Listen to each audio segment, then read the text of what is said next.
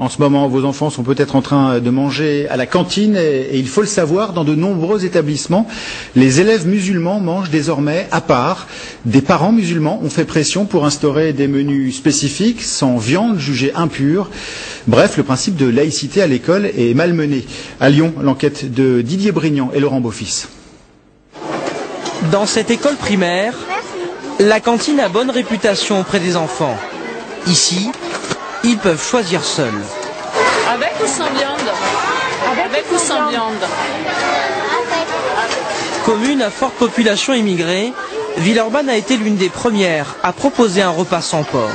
Pas suffisant, car entre-temps Villeurbanne s'est aperçu qu'un tiers de ses enfants ne mangeait plus de viande. Une viande jugée impure au regard de certains rites religieux. Du coup, il y a 10 ans, la ville met en place un repas végétarien. Mais à la cantine, pour les employés, pas facile de s'y retrouver au moment du service. De mémoire, on arrive à connaître qui c'est. Mais des fois, on fait attention quand même. Je préfère demander quand j'ai un doute parce qu'on ne sait jamais. Casse-tête aussi en cuisine. Ce jour-là, au menu, il y a des courgettes avec du bœuf haché et pour les sans viande, du thon. Là aussi, il y a quelques règles à respecter.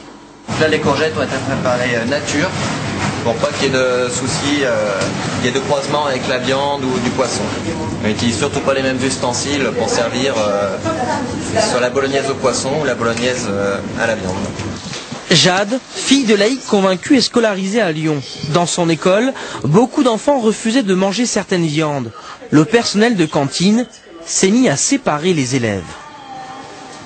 Lorsque j'arrivais à la cantine, quand il y avait du porc à la cantine, ils disaient bon, on fait passer les sans porc. Donc ils faisaient passer les sans porc et puis ils disaient allez les porcs, maintenant à vous de rentrer. Donc on rentrait, on allait s'installer et ça, parce que moi j'avais beaucoup de copines qui mangeaient pas de porc, donc j'étais tout le temps séparée d'elles. Il faut savoir ce qu'on veut dans l'école, parce que sinon on fait effectivement que des écoles communautaristes, et à ce moment-là, que l'État fasse directement des écoles juives et des écoles musulmanes. Au pied des tours, dans le quartier des Minguettes, la pression est constante. Pour ces mamans qui accompagnent leurs enfants, c'est toujours la même demande. Je ne peux pas me dire à mon enfant de manger à la maison halal et venir ici manger la viande qui n'est pas halal. Je leur dis de ne pas manger la viande. Quand il y a du poisson, vous mangez, sinon vous ne mangez pas. Les cantines scolaires sont devenues un enjeu. Les pétitions de parents d'élèves souhaitant l'instauration de menus spéciaux se multiplient. À tel point qu'à la rentrée prochaine, c'est la ville de Lyon qui va instaurer des repas sans viande.